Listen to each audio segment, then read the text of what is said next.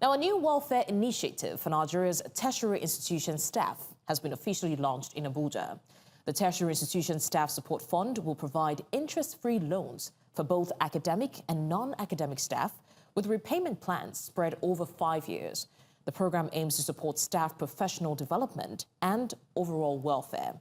Our correspondent, Sumayya Abubakar, is currently at the launch to give us more updates on this. Sumayya, can you walk us through how the fund will be disbursed and who exactly is qualified to receive these funds?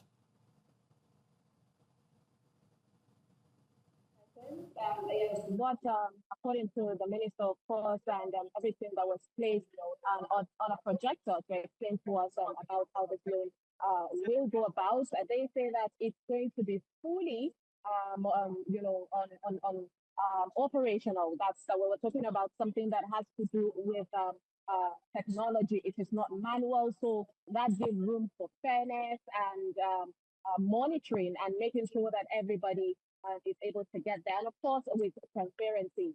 So one thing that they pointed out of the importance, of course, of this loan, saying that it is supposed to be interest free. Minister emphasized nobody should fall victim to any scam.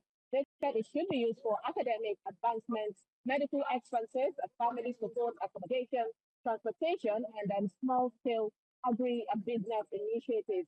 And of course, it comes with a 1-year moratorium, which is something that you don't get to pay for after for a year. Then afterwards, you get to give you pay within 5 years. Also, they said that it's going to be for up to 10 million naira, but it would be according to your salary, according to how much you pay. And then in terms of paying back, it should be about 30% or less, according to your salary as well. That's how you're going to pay this. And of course, they said so far they've projected that already this website or this website has been open already midnight. And so far they have about 2,474 that's academic and non-academic staff. They are pointing out that that these people are qualified for it, academic and non-academic, as long as they are part of any academic or educational body, talking about actually SANU or ECC. So that would give you the space, makes you eligible for you to join and collect this loan. It says also that about 691 people have completed so far before even the launch of this initiative, that 691 people have already completed fully applications, and then the disbursement will be in few days. This is according to the Minister of Education, Tunji Alausa, pointing out also that schools that have signed for it so far, we have about 105 schools and about 15 bureau, 15 bosses from every university also have applied for all of this. So with everything that is being portrayed here, it has already started, and the disbursement of this money would be in few days. No particular date has been given, but few days according to the minister. Sumayya, we understand that ASU has currently rejected this loan, and then they're saying that their salary arrears should be paid instead. What is the response to that?